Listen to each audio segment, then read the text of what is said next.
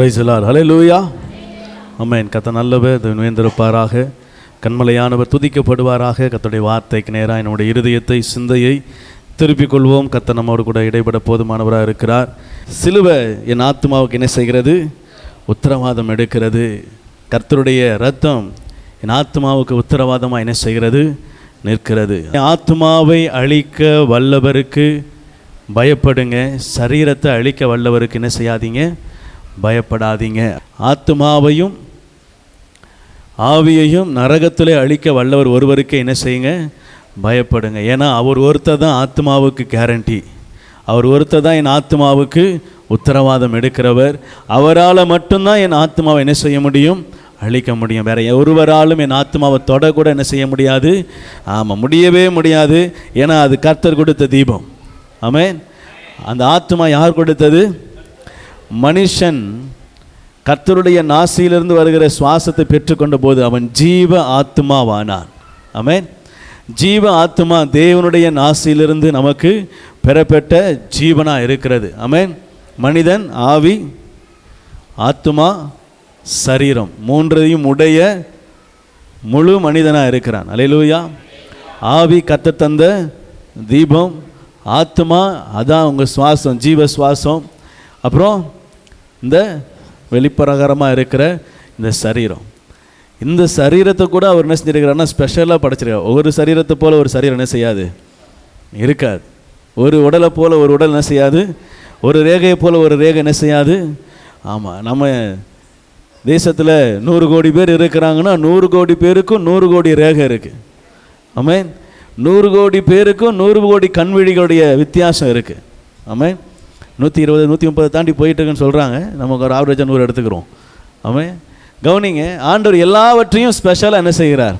உருவாக்குகிறார். இந்த சரீரத்துக்கே இவ்வளவு ஒரு வித்தியாசத்தை காண்பிக்கிறார். ஆனால் என் ஆத்மாவுக்கும் என் ஆவிக்கும் அவர் உத்தரவாதமாக இருக்கிறார்னா அது எவ்வளவு வித்தியாசத்தை காண்பிக்க வேண்டும் என்று சொல்ல விரும்புவார். என்னுடைய ஆத்மா அவருக்கு பிரியமானதாக இருக்கணும். ஆமென். என் ஆத்மா அவர் ஆத்மாவை குளிர பண்ணுகிறதா இருக்கணும். அல்லேலூயா. ஆமென். கர்த்தர் நல்லவர். இந்த நாளிலும் அடுத்து நம்ம சில வார்த்தைகளை சில வசனத்தின் மூலமாக தியானிக்க போகிறோம்.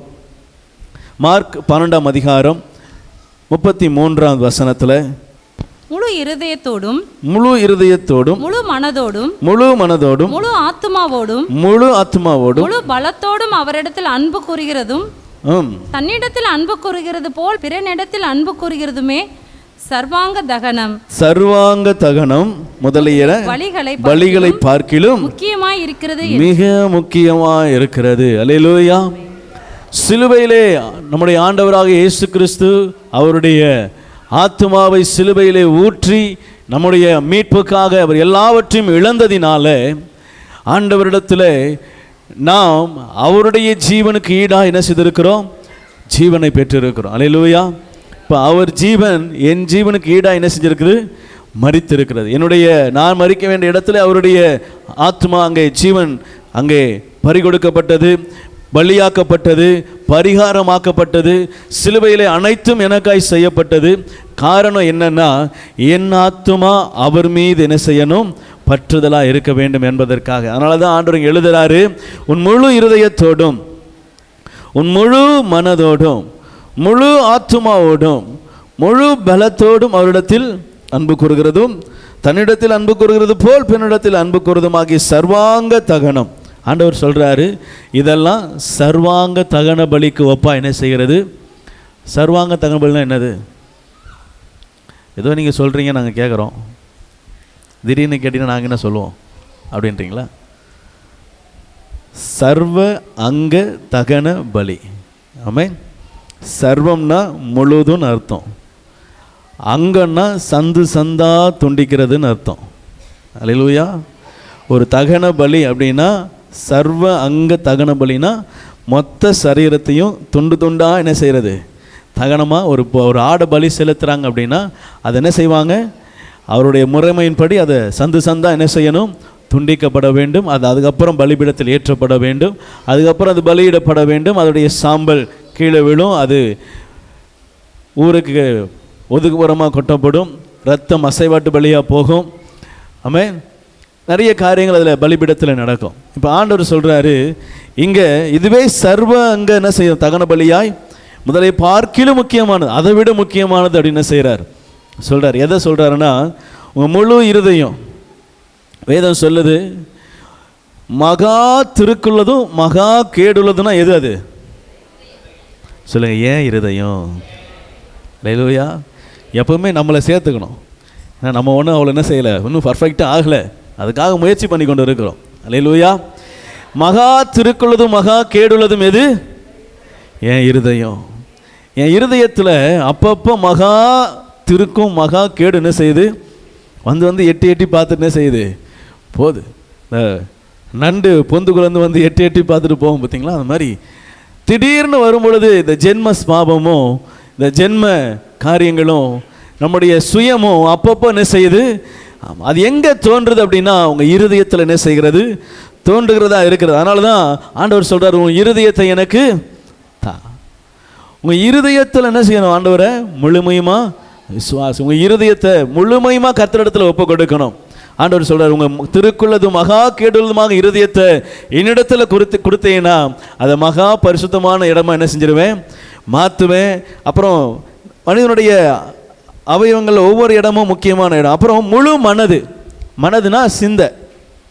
அல்லேலூயா. என்னது? சிந்தை. இதுதான் உங்களுடைய மெமரி பவர், இங்கே தான் இருக்குது. உங்கள் மெமரி பாயிண்ட் எல்லாம் ஃபுல்லாமே இங்கே தான் இருக்குது. என்ன, நமக்கு வந்து ரைட் ஹேண்ட் யூஸ் பண்ணுறதுனால நமக்கு லெஃப்ட் சைடு மூளை என்ன செய்யுமா, அதிகமாக வேலை செய்யுமா? அப்படியா? ஏதோ ஒரு சைடு ஆப்போசிட்டாக இல்லை டைரெக்டான்னு தெரில. நம்ம லெஃப்ட் சைடு யூஸ் பண்ணுறதா இருந்தால் இன்னொரு பார்ட் ஆஃப் மூளை என்ன செய்யுமா, கொஞ்சம் அதிகமாக வேலை செய்யும். கவனிச்சிருக்கீங்களா? லெஃப்ட் ஹேண்டில் எழுதுகிறவங்க இவங்கெல்லாம் பார்த்தீங்கன்னா கொஞ்சம் வித்தியாசமாக என்ன செய்வாங்க, யோசிப்பாங்க, கொஞ்சம் வித்தியாசமாக சிந்திப்பாங்க, நம்மளை மாதிரி இருக்க மாட்டாங்க. ரைட் ஹேண்ட் யூஸ் பண்ணுற எல்லாருமே ஒரே மாதிரி தான் இருப்பாங்க. எல்லாம் ஒரே குட்டையில் ஒரு மட்டையை தான் என்ன செய்வோம். அவங்க என்ன யோசிக்கிறாங்களோ அதை நம்ம யோசிப்போம். அவங்க என்ன செய்ய போகிறாங்களோ அது நமக்கு செய்ய தெரியும். அவங்க இதை செய்ய போகிறாங்கன்னு நமக்கு முன்னாடி என்ன செஞ்சிடும் தெரியும். ஏன்னா நம்மளை மாதிரி தான் அவங்களும் என்ன செய்வாங்கன்றது அது காமன். இப்போ ஆண்டவர் நம்மிடத்தில் என்ன எதிர்பார்க்குறாருன்னா, உன் சிந்தை முழுசாக என்னிடத்தில் என்ன செஞ்சிடணும். சுயம் எங்கே வெளிப்படுறது அப்படின்னா முதல்ல இருதயம், அதை செயல்படுத்துறது எதுனா சிந்தை. உங்கள் இருதயம் அதை விரும்புச்சுன்னா சிந்தை அதை செய்ய என்ன செய்யும், பிளான் போடும். அல்லேலூயா. ஆமென். எக்ஸிக்யூட் பண்ணுறது தான் இந்த சரீரம். ஆமாம், போய் எல்லாத்தையும் செஞ்சு முடிக்கிறது கையங்காலம் சரீரம் போய் என்ன செய்யுது. ஏவுறது எது? இருதயம். அதுக்கு பிளான் போடுறது மாஸ்டர் மைண்ட் எது? உங்கள் சிந்தை. பின்பதாக அது வேலை செய்யும் போது அதோடைய பாவமோ இல்லை அது பரிசுத்தமோ அது கிரியை நடப்பிக்கும் பொழுது உங்கள் சரீரம் அதை என்ன செய்கிறது, செய்து முடிக்கிறதா இருக்கிறது. அல்லேலூயா. கர்த்தர் நல்லவர். இங்கே ஆண்டவர் சொல்கிறார், உன் முழு இருதயம், அந்த இருதயத்தை எனக்கு கொடுன்றாரு. அப்புறம் முழு மனது, உன் சிந்தை. இந்த சிந்தை பிளான் போடுறதுல ரொம்ப தேறின ஒரு ஆள். நீங்கள் ஒன்று யோசிக்கிறீங்கன்னா அது எங்கெங்கெல்லாம் நடந்துச்சுன்னு உங்கள் மண்டை என்ன செஞ்சிடும், போய் ஒரு அனலைஸ் பண்ணி கொண்டு வந்து ஒரு டேட்டாவை கொடுத்துரும். எப்பா இதெல்லாம் எங்கெங்கே நடந்துச்சு, இதெல்லாம் இப்படி நடந்துச்சு, இதுக்கு இப்படிலாம் பண்ணாங்க, இதுக்கு இப்படிலாம் செஞ்ச இப்படிலாம் வந்துடும், இதுக்கு இதை செய்யலாம், இதுக்கு அதை செய்யலாம், ஒரு பெரிய லிஸ்ட்டை என்ன செய்யும் உங்கள் சிந்தை போட்டு கொடுக்கும். சொல்லணும், ஷட் அப். அல்லேலூயா. என்ன சொல்லணும்? வாய சிந்தையே, சுயத்தை யோசிக்க வைக்கிற சிந்தையே என்ன செய்யாத, என்ன குழப்பாத, அமைதியா. அல்லேலூயா. சீஷர்களாக மாறக்கூடாது, இயேசுவாக மாறிடணும். நிறைய பேருக்கு புரியல. அதாவது காற்றை கடலை பார்த்து பயந்து நடுங்கி ஐயரே அப்படின்னு கூப்பிட்ற ஆளாக இருக்கக்கூடாது, அதை பார்த்து அதற்ற ஆளாக என்ன செய்யணும், இருக்கணும். அல்லேலூயா. ஆண்டவர் அதுதான் சிலுவையில் சொல்லிக் கொடுக்கிறார். அவர் அந்த இடத்துல என்ன செய்கிறார், மரிக்கிறார். நம்முடைய பாவங்களுக்காக அவர் எல்லாவற்றையும் சுமந்து கொண்டு கிருபாதார பலியாக என்ன செய்கிறார், பலியாக்கப்படுகிறார். ஆனால் அவரை பார்க்கிற இருதயங்கள்லாம் என்ன செய்கிறது, அவரை நோக்கி பார்க்கிற இருதயங்கள்லாம் ஒரு வியப்போடவே பார்க்குது. அவர் கடைசியாக தேவனே என் ஆவியும் கரங்களை ஒப்புவிக்கிறேன்னு சொல்லி அவர் ஜீவனை விடும் பொழுது அங்கே நிற்கிற 120 ஒருத்தன் சொல்கிறான், உண்மையாகவே இவர் தேவனுடைய குமாரன். அல்லேலூயா. அவனுடைய நாவை கர்த்தர் மாற்றி அங்கே அறிக்கை செய்ய வைக்கிறார். ஏன்? அவருடைய மரணத்தை இதுவரைக்கும் ஒருவரும் இப்படி என்ன செஞ்சதில்லை, மறிச்சது இல்லை. இப்படி ஒரு மரணத்தை நாங்கள் சிலுவையில் இது வரைக்கும் பார்த்ததில்லை. இது ஒன்றே வித்தியாசமாக இருக்கிறது. அதுவும் ஒரு குற்றமில்லாத இரத்தம். இதுவரைக்கும் அதில் அடிக்கப்பட்டவங்க எல்லாம் ஒன்று சிலுவை கிட்ட வரும்போதே ஓடுவாங்க, இல்லை ஏதாவது ஒன்று செய்வாங்க. ஆனால் இவர் தானாகவே சிலுவையை ஏற்றுக்கொண்டு தன்னுடைய மரணத்தை அவரே என்ன செய்கிறார், நோக்கி செல்லுகிறார். இவர் உண்மையாகவே தேவனுடைய குமார். இவருடைய மரணம் நடந்த உடனே தேசம் எங்கும் உலகம் எங்கும் அந்தகாரம் உண்டாயிற்றான். இதுவரைக்கும் ஒரு நாளும் நடக்காத ஒரு அதிசயத்தை, அற்புதத்தை என்ன செய்கிற அந்த இடத்துல அநேக ஜனங்களுடைய கண்கள் காணுகிறது. யோசிக்கிறாங்க, இவர் உண்மையாகவே தேவனுடைய குமார், இவர் மேலே உண்மையாகவே ஏதோ ஒரு வல்லமை இருக்கிறது, இவரிடத்துல ஏதோ ஒரு அபிஷேகம் இருக்கிறது, இவரிடத்துல ஏதோ ஒரு கிரியை இருக்கிறது. இவருக்காக இந்த இயற்கை என்ன செய்கிறது, ஆமாம் காரிருள் ஒரு நாளும் ஒரு இடத்துலையும் உண்டாகினதில்லை. ஆனால் இவர் மரணத்துக்கு அப்போ என்ன செய்கிறது, உண்டாகுது. திரைச்சீலை ரெண்டாக கிளியுது, பூமி அதிர்ச்சி உண்டாகுது. இப்படிப்பட்ட காரியங்கள் ஒரு நாள் ஒருவர் என்ன செய்யலை, பார்க்கல. இது பார்த்த உடனே 100 சொல்றா, இவர் உண்மையாகவே தேவனுடைய குமாரன். அல்லேலூயா. என் இருதயத்தை அவர் என்ன செய்கிறார், விரும்புகிறார். என் சிந்தையை அவர் சக்கமாக என்ன செய்யணும், திருப்பணும். அல்லேலூயா. அடுத்து முழு ஆத்மாவோடு. இப்போ தான் ஆத்மாவுக்கு வரார் பாருங்க. இந்த ஆத்மா மதில் மேல் பூனை. எப்பயும் சொல்வது தான், ஆவி கர்த்தரோடு கூட என்ன செய்யும், ஐக்கியத்தில் இருக்க விரும்பும். இந்த மாமிசம் சுயம் உலகத்தோடு இருக்க விரும்பும். இது ரெண்டுத்துக்கு நடுவில் தான் எங்கே இருக்குது, ஆத்மா இருக்குது. இந்த ஆத்மா ஆவி பக்கம் சாய போதா, இல்லை சரீரத்தின் பக்கம், சுயத்தின் பக்கம், அதாவது சிந்தையின் பக்கம் சாய போதா? இது ரெண்டு தான் ரொம்ப ஒரு கடினமான சூழ்நிலை கொண்டு நம்ம நிறுத்துகிறதா இருக்கிறது. என் ஆவி கர்த்தர் தந்த தீபமாக இருக்கிறபடினால அது கர்த்தர் பக்கமாக என்னை இழுக்குது. ஆனால் என்னுடைய சரீரம் இந்த மண்ணிலிருந்து எடுக்கப்பட்டபடினாலே மண்ணுக்கு நேராக என்ன செய்யுது, இழுக்குது. ஆவி பரிசுத்தத்துக்கு நேராக போராடுது, சரீரம் என்ன செய்யுது, பாவத்துக்கு இழுக்கிறதுக்கு அதுக்கு நேராக போராடுது. நடுவில் ஆத்மா என்ன செய்யுது, ரெண்டு சைடும் கையை கொடுத்துட்டு இங்கிட்டா இங்கிட்டா இங்கிட்டா இங்கிட்டா என்ன செய்யுது, அலையுது. இப்போ ஆண்டவர் சொல்கிறாரு, நான் உனக்கு ஊதின ஜீவ சுவாசத்தினால உண்டான அந்த ஆத்துமா என் பக்கமாக சாஞ்சதுன்னா அது ஜீவனுக்கு நேரம் என்ன செய்கிறது, நடத்தப்படுகிறது. நான் உனக்காக சிலுவையில் சிந்தின ரத்தம் வீணா போகலை. அந்த ரத்தத்தின் வல்லமை உன்னை என்ன செய்கிறது, பாதுகாத்துக்கொள்ளும், தற்காத்துக்கொள்ளும். நீ உனக்கு என்ன வச்சிருக்கிற எல்லா ஆசீர்வாதங்களும் பெற்றுக்கொள்ளலாம். ஆனால் இந்த பக்கம் சாஞ்சதுன்னா இங்கேயும் கிடைக்கும். என்ன கிடைக்கும், உலகபூர்வமான சில பல சொற்ப ஆசீர்வாதங்கள் கண்டிப்பாக கிடைக்கும். ஏன்னா பிசாசு என்ன செய்கிறான், பழத்தை காட்டுறான், அதுக்குண்டான நினைவை எண்ணத்தை தூண்டுறான். அது பார்வைக்கு இன்பம், புசிப்புக்கு நலமும், அநேக அழகான பழமும் என்ன செய்யுது, சிந்தையில் தோன்றுது. அதை எடுத்து சரீரத்தில் என்ன செய்கிறா, புசிக்கிறா. அதனால் மொத்த மனுக்குலமும் என்ன செஞ்சிருச்சு, பாவத்தில் விழுந்தது. பாங்க, கண்களின் இச்சை, மாம்சத்தின் இச்சை, ஜீவனத்தின், ஆமாம் தேவருக்கு மேலாக உயர்ந்துடலாம். எங்கே உயர்ந்துடலாம், சேவனுடைய சிங்காசனத்துக்கு மேலே உயரலாம். அப்படின்ன உடனே என்ன செஞ்சிருச்சு, ஜீவனத்தின் பெருமை. உடனே என்ன செஞ்சிருது, போய் எடுத்தா சாப்பிட்டா கீழே விழுந்தாச்சு. இப்போ இதே தான் ஆண்டவர் இங்கேயும் சொல்கிறாரு, சிலுவையிலே உனக்காக அந்த மரண காரியங்களை எல்லாவற்றையும் நான் ஏற்றுக்கொண்டேன். இப்போ உனக்கு ஜீவ விருட்சத்தை வச்சிருக்கிறேன், உனக்கு முன்னாடி ஜீவனை வச்சிருக்கிறேன். நீ எதை எடுக்க போகிற? உன் மாமிசத்தின் பேச்சை கேட்டு, மாமிசத்துடைய காரியங்களை கேட்டு, உலக பிரகாரமான ஆலோசனை அனுபவங்களை கேட்டு உலகபூர்வமாக போக போறியா? இல்லை உன் ஆவி கர்த்தர் கொடுத்த தீபமாக இருக்கிற அந்த ஆவி உன்னை பரிசுத்தத்துக்கு நேராக நடத்த விரும்பி கர்த்தருடைய வார்த்தை உன்னோடு கூட இடைபெற்று உனக்காக ரத்தம் சிந்தின ரத்தத்தை ஆண்டு உன்னை ஞாபகப்படுத்தி என் பக்கமாக வந்து இழுக்கும் பொழுது அங்கிட்டு போக போகிறோமா, இங்கிட்டு? அல்லேலூயா. எங்கிட்டு போக போகிறீங்க? எங்கிட்டும் போல, இப்படியே இருக்கிறேன் அப்படின்றீங்களா? அல்லேலூயா. கவனிங்க, நீங்கள் ரத்தத்துக்குள்ளே மறைந்திருக்கணும்னு நினச்சிங்கன்னா ஆவிக்குள்ளே என்ன செஞ்சிடணும்? ஆமாம். இல்லை இப்போதைக்கு எனக்கு இந்த உலகத்தில் கொஞ்சம் சுகபோகமாக வாழணும் அப்படின்னு நினச்சிங்கன்னா இந்த பக்கம் போயிட வேண்டியதுதான். ஆனால் இது நிரந்தரமானது அல்ல, இது நித்தியமானது. இது நிரந்தரமானது அல்லவே அல்ல. உன் கண்ணுக்கு பார்வைக்கு வேணால் என்ன செய்யலாம், பிரம்மாண்டமாக தெரியலாம். கண்களை ஏறெடுத்து பார்த்த பொழுது சோதம் எப்படி தெரிஞ்சான், பசுமையாக தெரிஞ்சிச்சான், ரொம்ப பச்சை பசேன்னு தெரிஞ்சிச்சான். அங்கேருந்து இங்கே பார்க்கும்போது ஆபிரகாமுடைய பச்சை பசேன்னு அவனுக்கு தெரிஞ்சிருக்கும். இக்கரைக்கு அக்கறை, எப்போவுமே பச்சை தான். ஆண்டவர் சொல்கிறாரு, இந்த கரை நீ எப்படி பார்த்தாலும் பச்சையாக தான் இருக்கும். அல்லேலூயா. டாப் வியூ, சைடு வியூ, சுற்றி இருக்கிற அரௌண்ட் வியூ, என்ன வியூ பார்த்தாலும் இது எப்படி தான் இருக்கும். ஆமாம், இது ஏன்னா கர்த்தர் வாசம் பண்ணுகிற இடம், இது ஆண்டவர் வாசம் பண்ணுகிற இடம், எனக்காய் ரத்தம் சிந்தி மரித்த தேவனுடைய பிரசன்னம் இருக்கிற இடம். எப்பவும் பச்சை பசையில் தான் என்ன செய்யும், இருக்கும். ஆனால் இதை கண்டுபிடிக்கிறவர்கள் சிலர். ஆண்டவர் சொல்கிறாரு, உன் ஆத்துமாவுக்கு உத்தரவாதம் பண்ணின நான் உன் ஆவியை என் பக்கமாய் சாய்க்கும்படியாய் விரும்புகிறேன். உன் ஆத்துமாவுக்கு நான் உத்தரவாதி என்று சொல்லுகிற கர்த்தர் இந்த பக்கம் இருக்கிறார். இன்னும் பிசாசும் சொல்லுவான், உன் ஆத்துமாவுக்கு நான் கேரண்டி. என்ன கேரண்டி? நரகத்துக்கு போகிறதுக்கு நான் கேரண்டி. நம்பி வரலாம். எங்க அப்படி சொன்னால் நீங்கள் யாரும் போக மாட்டீங்க. அவன் சொல்லுவான், சார் 5 வருஷம் வாரண்டி சார், 10 வருஷம் கேரண்டி சார் அப்படின்னு என்ன செய்வீங்க? வாங்கிடுவீங்க. அப்புறம் சார் அது அவ்வளோதான் சார், அது போன வருஷம் சொன்ன ஆஃபர் அதோட முடிஞ்சு போச்சு, இந்த வருஷம் நீங்கள் தான் என்ன செய்யணும்.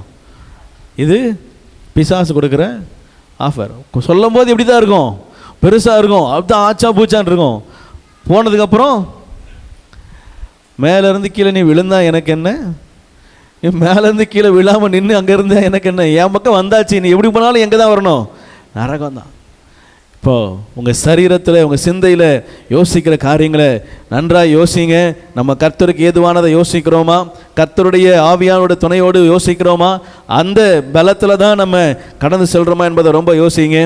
இதில் அடுத்து அவர் சொல்கிறது, அவரிடத்தில் அன்பு கூறுகிறதும் தன்னிடத்தில் அன்பு கூறுவது போல பெண்ணிடத்தில் அன்பு கூறுதுமே.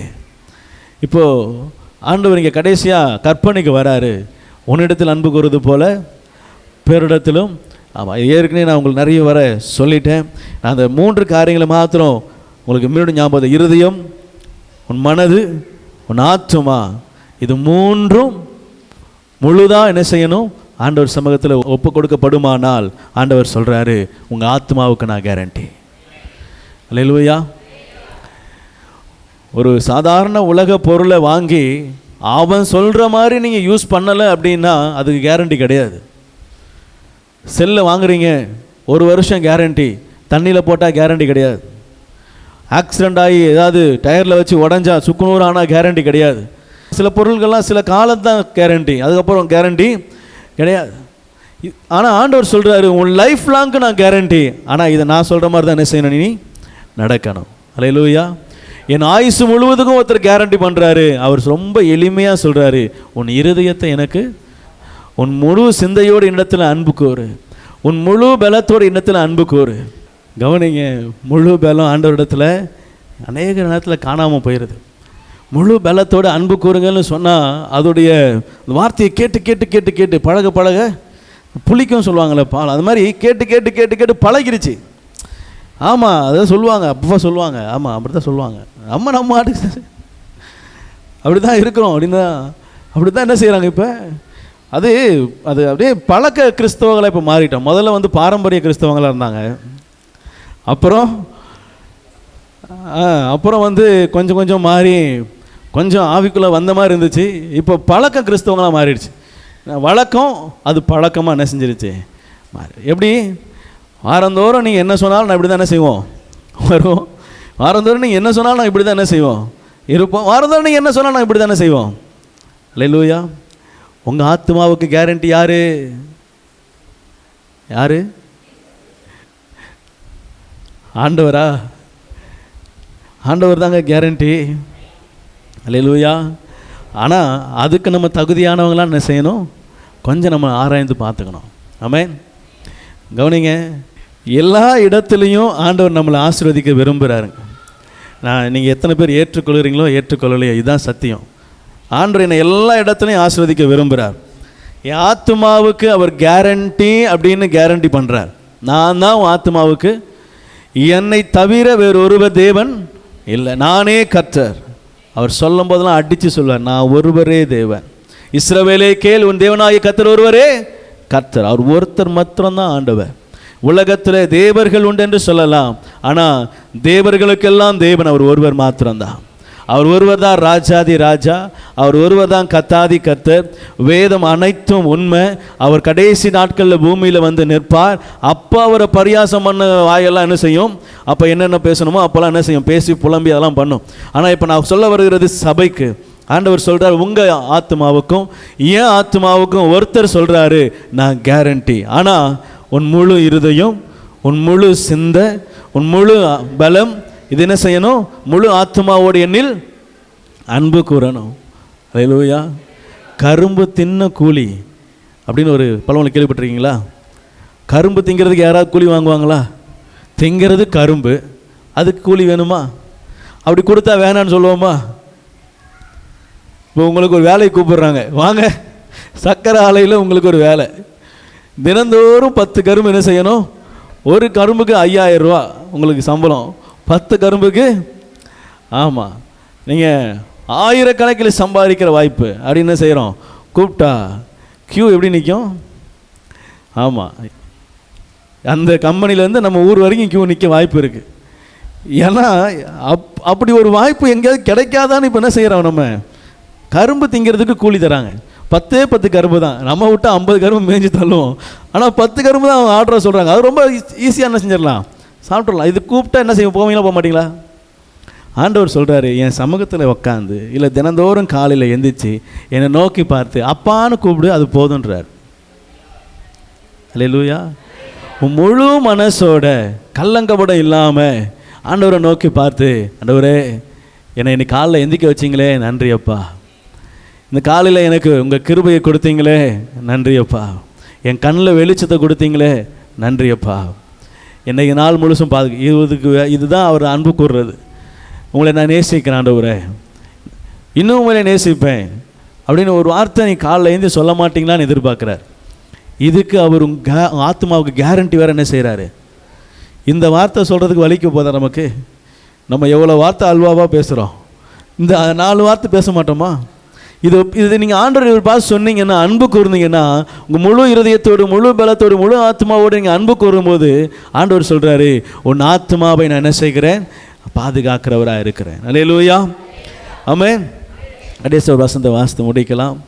லூக்கா 2ஆம் அதிகாரம் 13 வாசிக்கிறேன். அவரை குறித்து சொல்லப்பட்டவைகளை படவர்களுக்காக யோசேப்பு அவருடைய தாயாரும் ஆச்சரியப்பட்டார்கள்.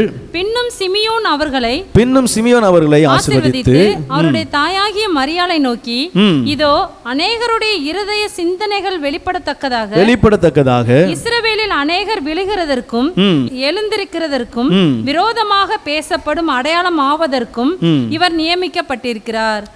உன் ஆத்துமாவையும் ஒரு பட்டயம் உருவி போகும் என்றார். அல்லேலூயா. இங்க சிமியோன் அவர்களை ஆசீர்வதித்து அவருடைய தாயாகிய மரியாளை நோக்கி என்ன செய்கிறார்?